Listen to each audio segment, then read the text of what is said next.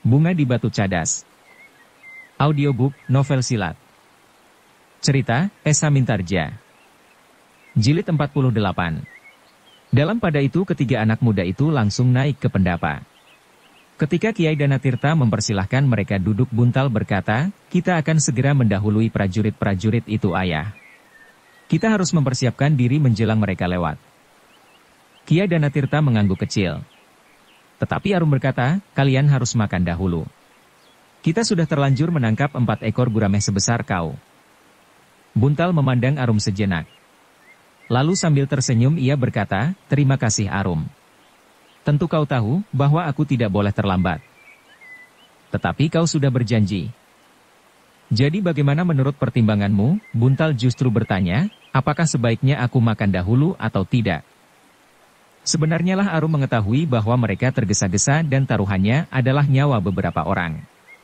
Karena itu, ia tidak akan dapat menahan. Tetapi pertanyaan Buntal itu sangat menjengkelkan, sehingga ia pun menjawab, "Terserahlah kepada Kakang. Mana yang baik, mana yang tidak." Buntal tertawa. Dan kawannya pun tertawa pula. Sifat Arum semakin menarik perhatiannya. "Baiklah Arum," berkata Buntal, "aku memang tergesa-gesa. Tetapi jika kau tidak berkeberatan, aku ingin membawa 4 ekor gurame itu. Kawan-kawanku tentu akan senang sekali mendapatkannya." Arum masih memberengut.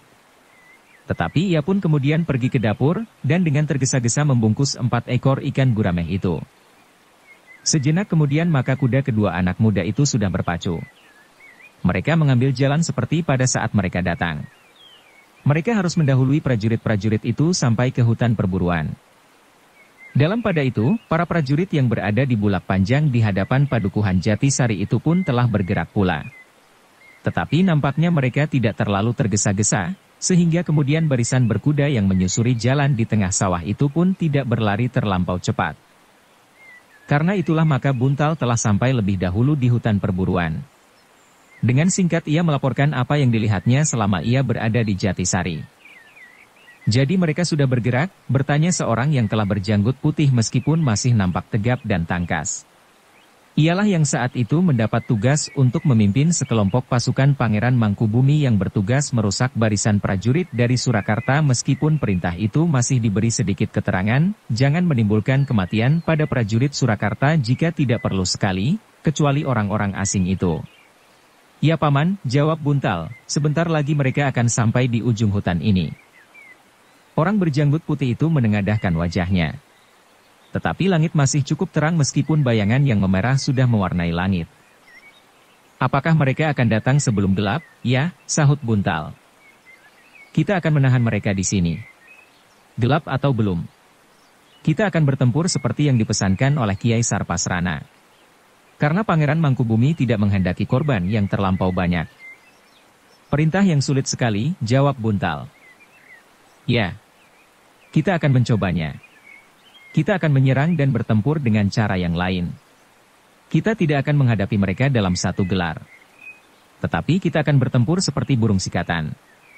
Menyerang, kemudian menghindar sementara orang lain telah menyerang pula." Buntal mengangguk lemah. Agaknya memang lebih mudah diucapkan daripada dilakukan. Meskipun demikian mereka harus mencoba. Mereka akan mempergunakan kecepatan bergerak untuk membuat lawan menjadi bingung dan kehilangan keseimbangan. Harapan terakhir, bahwa lawan akan terpancing dan terpecah-pecah dalam bagian-bagian yang kecil. Baru kemudian pasukan itu harus menyusun langsung ke dalam pasukan yang pecah itu dan mencerai beraikan mereka. Tetapi pemimpin yang berjanggut putih itu memperingatkan pasukannya, "Ingat, yang kalian hadapi bukan anak-anak yang sedang mengejar bajing. Tetapi mereka adalah prajurit-prajurit yang matang, yang telah mendalami ilmu keprajuritan, baik secara pribadi maupun secara bersama-sama dan gelar. Gelar yang kita pergunakan selama ini, dan gelar yang baru mereka sadap dari orang-orang berkulit putih itu. Setiap orang di dalam pasukan yang siap menunggu prajurit dari Surakarta itu termangu-mangu. Ada sesuatu yang bergetar di dalam dada mereka. Agaknya kini mereka benar-benar telah berada di persimpangan jalan dengan saudara-saudaranya yang masih tetap berada di dalam pasukan Surakarta. Apalagi di antara mereka terdapat beberapa orang kumpeni." Dada Buntal pun menjadi berdebar-debar. Ia mendapat kesempatan untuk menunjukkan bahwa ia memiliki bekal yang cukup bagi perjuangan seperti yang sedang dilakukannya itu. Sejenak kemudian pasukan yang bersembunyi di hutan yang tidak terlampau lebat itu sudah siap. Dua orang berada di balik pepohonan di ujung hutan. Mereka harus memberikan isyarat apabila pasukan lawan mendekati hutan itu. Sejenak kedua pengawas itu menunggu. Dengan waspada mereka menatap jalan yang panjang di hadapan mereka. Namun ternyata yang terpandang oleh kedua orang itu bukannya jalan yang menjelujur itu saja, yang membelah tanah persawahan. Tetapi keduanya pun melihat batang-batang padi yang sedang tumbuh dengan suburnya di sebelah menyebelah jalan di luar hutan perburuan itu, di seberang padang rumput yang sempit. Jika pertempuran berkobar dengan sengitnya, dan berlangsung seperti yang direncanakan, maka padang rumput yang sempit itu tentu tidak akan dapat menampung pertempuran itu seluruhnya. Jika demikian, maka batang-batang padi yang subur itu akan segera menjadi berserakan diinjak oleh kaki-kaki kuda. Bahkan titik-titik darah akan menodai hijaunya daun padi yang terhampar sampai ke ujung cakrawala itu. Pengawas itu menarik nafas dalam-dalam. Ketika angin di sore hari berhembus, daun padi itu mengombak seperti wajah lautan yang hijau kemerah-merahan oleh bayangan cahaya senja yang segera akan turun. Apa boleh buat, desis mereka di dalam hati, batang-batang padi itu terpaksa dikorbankan. Tetapi keduanya terkejut ketika mereka melihat debu mengepul. Kemudian dilihatnya sepasukan prajurit berkuda muncul di hadapan mereka. Sebuah tunggul kerajaan dari panji-panji berwarna kuning dan dibatasi oleh tepi yang berwarna hitam melambai ditiup angin. Panji-panji dari kesatuan pasukan berkuda yang menggetarkan itu. Mereka telah datang, desis salah seorang pengawas itu. Ya. Berikan isyarat. Sejenak kemudian terdengar suitan burung serigunting memecah sepinya hutan. Beberapa kait seperti yang disetujui bersama, bahwa itu merupakan isyarat bahwa musuh telah datang. Isyarat itu pun segera didengar oleh pemimpin pasukan yang berjanggut putih itu. Ia pun segera mengatur pasukannya. Beberapa dari mereka harus menyongsong pasukan lawan itu di padang rumput yang sempit di sebelah menyebelah jalan. Sedang yang lain kemudian harus menusuk ke tengah-tengah pasukan yang akan terpancing oleh serangan-serangan yang datang dan pergi. Buntal yang masih muda itu menjadi berdebar-debar. Meskipun ia memiliki ilmu yang cukup baik, namun ia masih belum memiliki pengalaman yang luas. Namun ia bertekad bahwa ia harus dapat membuktikan bahwa ia adalah murid dari Jati Aking. Sejenak pasukan itu menunggu di antara pepohonan hutan. Sebagian dari mereka berada di seberang jalan, juga bersembunyi di balik pepohonan. Tetapi hutan di sebelah tidak sekias di sisi jalan yang lain. Karena itu, maka yang bersembunyi di seberang pun tidak begitu banyak seperti di sebelah lain. Dari kejauhan pasukan berkuda dari Surakarta itu pun menjadi semakin dekat. Isyarat kedua pun telah terdengar pula. Karena itulah maka bagian terdepan dari pasukan yang siap menunggu itu pun mulai bergerak menepi. Tanpa disadarinya Buntal mengusap leher kudanya. Seolah-olah ia mengharap bantuan daripadanya. Dalam pertempuran berkuda yang riuh, maka ketabahan hati kudanya pun akan mempengaruhi pula. Kau sudah sering bergulat di dalam latihan-latihan, berkata Buntal perlahan-lahan di telinga kudanya lalu, sekarang kau akan menghadapi pertempuran yang sebenarnya. Jangan nakal dan apalagi menjadi liar. Jika kau tidak membantuku, aku akan mendapatkan kesulitan. Buntal mengangkat wajahnya ketika sekali lagi ia mendengar isyarat. Isyarat terakhir sebelum pasukan itu harus meloncat keluar dari persembunyian. Tetapi ternyata bahwa para prajurit Surakarta itu pun memiliki ketajaman pengamatan. Tiba-tiba saja orang yang berada di paling depan mengangkat tangannya. Sejenak kemudian maka pasukan berkuda itu pun berhenti. Ada sesuatu yang tidak wajar, berkata orang yang berada di paling depan. Seorang kumpeni yang ada di dalam pasukan itu pun kemudian berada di sisi orang itu sambil bertanya, apa yang kau lihat? Orang itu tidak menjawab. Namun ia menatap lurus ke ujung hutan itu. Ternyata bahwa tidak semua kuda dapat bersembunyi dengan baik. Karena itu, maka goncangan ranting dan dedaunan di tepi hutan itu telah memancing ketajaman penglihatan prajurit-prajurit itu. Karena itulah, maka tiba-tiba pemimpin prajurit berkuda itu berteriak, bersiaplah. Kita menghadapi sesuatu di hutan itu. Mungkin bukan hambatan yang berat, tetapi mungkin mereka adalah pasukan pemberontak yang kuat. Tiba-tiba saja prajurit-prajurit berkuda itu telah menggenggam senjata di tangan. Mereka pun mulai bergeser menempatkan diri untuk menghadapi segala kemungkinan. Dalam pada itu, sekelompok pasukan yang ada di hutan yang tidak begitu lebat itu pun menjadi termangu-mangu. Ternyata bahwa pasukan berkuda dari Surakarta itu tidak maju terus sehingga mereka tidak akan dapat menyergap mereka di padang rumput yang tidak begitu luas di pinggir hutan. Sejenak pemimpin pasukan yang ada di dalam hutan itu termangu-mangu. Apalagi pemimpin pasukan itu sadar bahwa di antara para prajurit Surakarta itu terdapat beberapa orang kumpeni yang membawa senjata api. Sepucuk berlaras panjang dan sepucuk berlaras pendek. Yang berlaras panjang itu biasanya diberi pisau pada ujungnya yang dengan demikian senjata itu akan dapat dipergunakan sebagai tombak apabila kumpeni itu tidak sempat mengisi peluru ke dalamnya setelah setiap kali dipergunakan di dalam perang berubuh.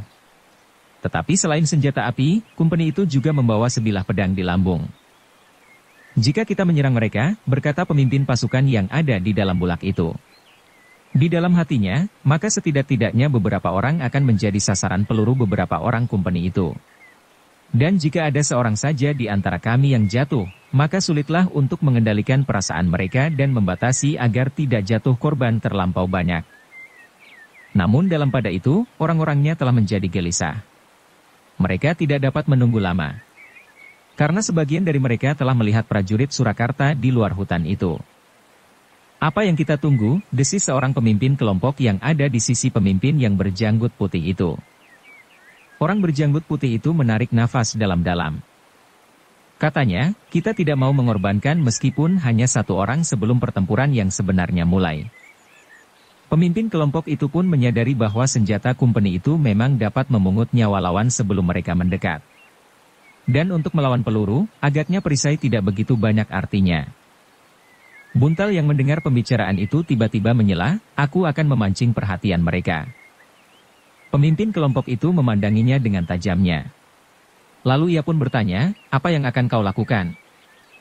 Aku akan menyerang mereka dari arah yang tidak mereka duga. Pada saat aku berpacu pada jarak yang agak jauh, maka mereka tentu akan menembak. Aku tidak yakin bahwa mereka dapat mengenai seseorang yang berkuda dengan kencangnya. Mereka sudah terlatih baik. Tetapi mereka akan dipengaruhi oleh suasana medan. Pemimpin berjanggut putih itu termenung sejenak, lalu, baiklah. Tetapi tidak hanya satu orang. Kita mengirimkan beberapa orang dari arah yang berbeda-beda. Kalian harus berpacu secepat-cepatnya. Kemudian jika kalian telah mendengar tembakan, cepatlah mendekat dan melibatkan diri dalam pertempuran supaya mereka tidak sempat menembak lagi. Karena mereka tentu juga membawa senjata serupa yang berlaras pendek. Sementara kami akan menyerang mereka gelombang pertama seperti yang kita rencanakan sebelum kita memecah pasukan itu bercerai-berai. Buntal mengangguk-angguk. Laki ia pun bertanya, siapakah yang akan pergi bersamaku? Aku, sahut pemimpin kelompok yang ada di sisi orang berjanggut putih, aku akan mengerahkan pimpinan kelompokku. Pemimpin berjanggut putih itu mengangguk-angguk pula. Kemudian disiapkannya 5 orang yang akan memancing perhatian kumpeni-kumpeni itu. Sedang untuk mengurangi kemungkinan yang parah, beberapa orang akan datang dari arah yang berbeda-beda dan melontarkan anak panah ke dalam pasukan berkuda itu. Meskipun orang berjanggut putih itu menyadari bahwa anak panah itu tidak akan banyak bermanfaat sebagai senjata di saat yang demikian, namun pengaruhnya tentu ada pula. Setelah para penghubung memberitahukan rencana itu kepada kelompok yang terpisah di seberang jalan, maka Buntal pun kemudian bersiap di bibir hutan itu bersama 4 orang lainnya. Bahkan yang seorang akan muncul dari ujung hutan di seberang jalan. Sejenak kemudian, ketika terdengar sebuah isyarat, maka kuda Buntal pun segera meloncat. Sesaat kemudian kuda itu telah berpacu di padang rumput di tepi hutan. Beberapa langkah di belakangnya menyusul seekor kuda yang lain, disusul pula yang ketiga dan keempat. Sedang dari seberang jalan seekor kuda yang lain telah berpacu pula dengan kencangnya. Buntal tidak langsung menuju ke kelompok prajurit Surakarta itu. Ia melingkar agak jauh dengan kecepatan yang tinggi. Demikian juga kawan-kawannya yang lain. Kehadiran Buntal benar-benar telah menarik perhatian. Beberapa orang kumpeni yang ada di dalam pasukan lawan itu pun segera mempersiapkan senjata apinya yang berlaras panjang. Tuan dapat menembak mereka, berkata pemimpin prajurit Surakarta. Tetapi kumpeni itu tidak segera melakukannya, mereka akan semakin dekat, berkata pemimpin prajurit berkuda itu. Ternyata kumpeni itu benar-benar memiliki pengamatan yang cermat atas medan yang dihadapinya, sehingga ia pun menjawab, itulah yang aku tunggu. Biarkan saja anak itu berlari-lari. Pemimpin prajurit berkuda itu pun mengeratkan keningnya, dan kumpeni itu berkata selanjutnya, apakah yang dapat dilakukannya dengan berpacu melingkar-lingkar? Prajurit Surakarta itu tidak menjawab. Tetapi kepalanya sajalah yang terangguk-angguk. Seperti yang dikatakan oleh kumpeni itu, maka Buntal pun menjadi semakin dekat meskipun ia tidak langsung menusuk ke dalam barisan lawan, namun jarak itu memang menjadi semakin pendek. Nah, bukankah anak itu menjadi semakin dekat, desis kumpeni. Tetapi ia tidak sendiri. 5 orang. Kumpeni itu tertawa. Katanya, kami akan menembak mereka. Di antara mereka akan mati. Apa yang dapat dilakukan oleh sisanya itu? Mereka pun akan segera mati. Tetapi mereka bukan hanya berlima. Di hutan itu pasti masih ada beberapa orang kawannya. Jika mereka tidak merasa kuat untuk melawan kita, mereka akan tetap bersembunyi. Kumpeni itu masih saja tertawa. Jawabnya, tentu aku tahu. Tetapi biarlah yang 5 ini kita selesaikan. Mereka tentu sekedar memancing peluruku. Karena itu peluruku harus mengenai sasarannya. Pemimpin prajurit Surakarta itu mengangguk-angguk lagi. Ia dapat mengerti sikap kumpeni itu. Namun dalam pada itu, Buntal menjadi semakin dekat. Ia menjadi heran bahwa kumpeni tidak berbuat sesuatu. Tetapi Buntal bukan anak yang dungu. Ia sadar bahwa kumpeni pun mempunyai perhitungan tersendiri. Karena itu, maka ia pun menjadi semakin berhati-hati. Tetapi jika ia berpacu terus, maka ia akan melampaui pasukan Surakarta itu tanpa mendekatinya. Karena itu, maka Buntal pun harus mengambil sikap. Ia tidak dapat menunggu perintah lagi. Ia sudah terlepas dari ikatan pasukannya sehingga dalam keadaan demikian, ia harus mampu menemukan cara yang sebaik-baiknya untuk mengatasi keadaan. Selagi Buntal mencoba berpikir, kumpeni di dalam pasukan Surakarta masih saja tertawa. Katanya, biar ia berkuda terus. Ia akan menjadi semakin jauh lagi meninggalkan kita. Kita anggap saja sebuah tontonan yang menarik. Sebenarnya lah Buntal berpacu terus. Dalam jarak yang agak jauh ia justru melampaui pasukan dari Surakarta itu. Tetapi Buntal bukan seorang badut yang hanya pantas ditertawakan, karena tiba-tiba saja Buntal menarik kekang kudanya sehingga kudanya berhenti dengan tiba-tiba. Ketika kawan-kawannya kemudian menyusulnya tanpa mengerti apa yang harus dilakukan, maka Buntal pun berkata kepada mereka, marilah kita langsung menyerang. Kita harus saling menyilang agar mereka tidak dengan mudah membidik. Mudah-mudahan kawan kita yang ada di seberang dapat menyesuaikan diri. Buntal tidak usah mengulang. Keempat kuda itu pun kemudian melingkar dan dengan tiba-tiba mereka berpacu langsung menuju ke barisan lawan. Tetapi keempat kuda itu berlari saling menyilang seperti sebuah pertunjukan keahlian menunggang kuda. Namun ternyata keempatnya benar-benar telah menguasai kuda masing-masing dengan baiknya. Hal itu telah mendebarkan hati setiap prajurit Surakarta. Tetapi juga laskar Pangeran Mangkubumi yang ada di dalam hutan. Pemimpin pasukan yang berjanggut putih itu tergetar hatinya. Ternyata Buntal, anak jati aking itu memiliki kemampuan berpikir yang baik. Dalam keadaan yang menentukan, ia sempat mengambil sikap yang menguntungkan. Kumpeni yang ada di antara prajurit-prajurit Surakarta itu terkejut.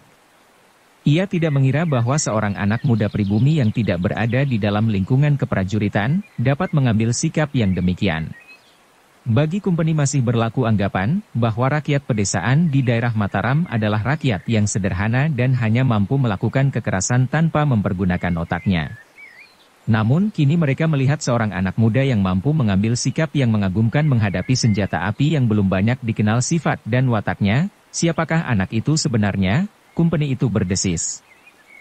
Pemimpin prajurit Surakarta itu menggelengkan kepalanya sambil menjawab, aku belum pernah mengenalnya. Baik, desis kumpeni itu, kami akan menembak mereka. Awasilah yang seorang, yang datang dari sisi lain. Kami akan membunuh orang-orang berkuda itu. Meskipun mereka berlari saling menyilang, tetapi mereka tidak akan dapat lepas dari peluruku. Pemimpin prajurit Surakarta itu mengerutkan keningnya. Ia memang harus memperhitungkan, bahwa tentu bukan hanya 5 orang itu sajalah yang akan segera menyerang. Sambil membidikkan senjatanya kumpeni itu pun berkata, bersiaplah. tentu kita akan menghadapi orang lebih banyak lagi. Dalam pada itu pemimpin Laskar Pangeran Mangkubumi yang berjanggut putih itu pun harus segera mengambil sikap. Ia tidak dapat membiarkan perhatian kumpeni sepenuhnya tertumpah kepada Buntal dan kawan-kawannya. Karena itu, sejenak kemudian maka ia pun segera memberikan isyarat. Hanya sekejap kemudian beberapa orang yang sudah siap dengan anak panah di ujung hutan itu pun segera mulai bertindak. Kuda mereka pun segera berloncatan. Bukan saja derap kuda-kuda itulah yang kemudian terdengar, tetapi mereka yang berpacu sambil menyerang itu pun telah berteriak dengan kerasnya. Teriakan-teriakan itu benar-benar telah mengejutkan para prajurit Surakarta. Perhatian mereka benar-benar telah terpecah. Bahkan kumpeni yang mencoba memusatkan perhatian mereka kepada Buntal dan kawan-kawannya pun telah terganggu pula. Namun mereka pun cukup berpengalaman menghadapi kejutan-kejutan seperti itu, sehingga sesaat kemudian mereka telah berhasil menguasai diri mereka kembali. Tanpa menghiraukan orang-orang yang berteriak-teriak sambil menyerang, kumpeni-kumpeni itu telah membidikkan senjatanya. Tetapi yang dibidik bukannya seekor kerbau yang berdiri tenang sambil makan rumputan yang hijau segar. Yang dibidik oleh kumpeni-kumpeni itu adalah 4 orang yang berpacu bersilangan. Tetapi dalam pada itu, pemimpin prajurit Surakarta itu pun tidak tinggal diam. Ia tidak dapat menunggu kumpeni itu menembakkan pelurunya. Orang-orang yang menyerang sambil berteriak itu telah mempengaruhi ketenangan para prajuritnya. Karena itu, maka pemimpin prajurit Surakarta itu pun segera memberikan isyarat. Prajurit Surakarta itu pun mulai bergeser.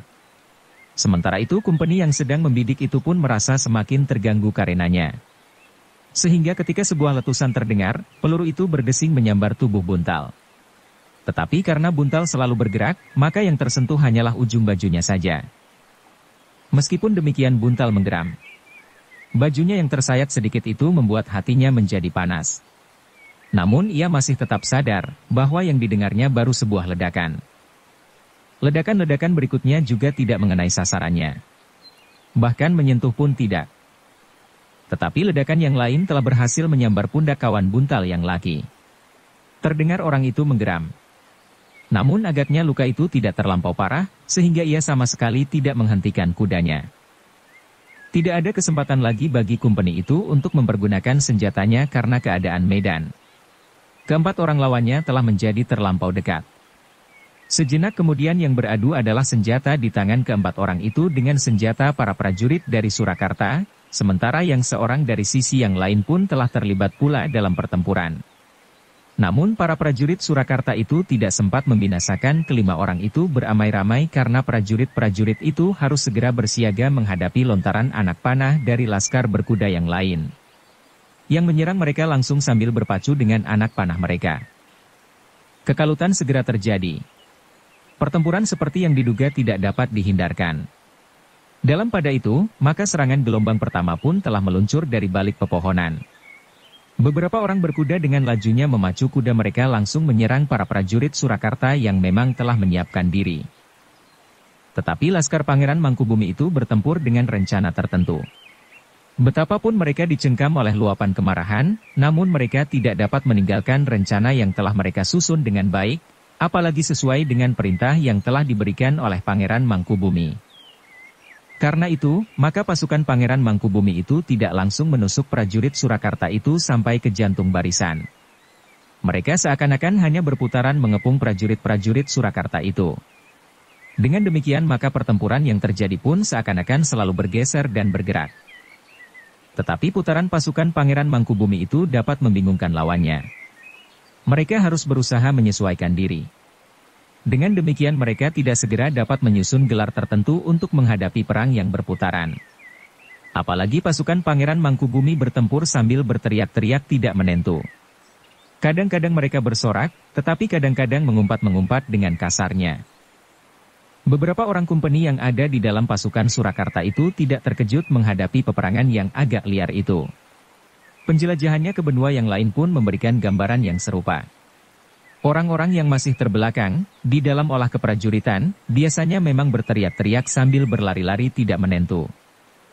Agaknya hanya orang-orang yang tinggal di kota dan yang sudah bergaul dengan kami sajalah yang telah menjadi beradab dan mengenal cara-cara yang baik di peperangan, berkata kumpeni itu di dalam hati. Meskipun mereka tidak dapat ingkar bahwa mereka telah menyaksikan seorang anak muda yang mampu mempergunakan otaknya, bukan saja tenaga jasmaniahnya. Bersambung ke jilid 49. Dukung kami dengan subscribe, follow, like, komen dan share. Terima kasih.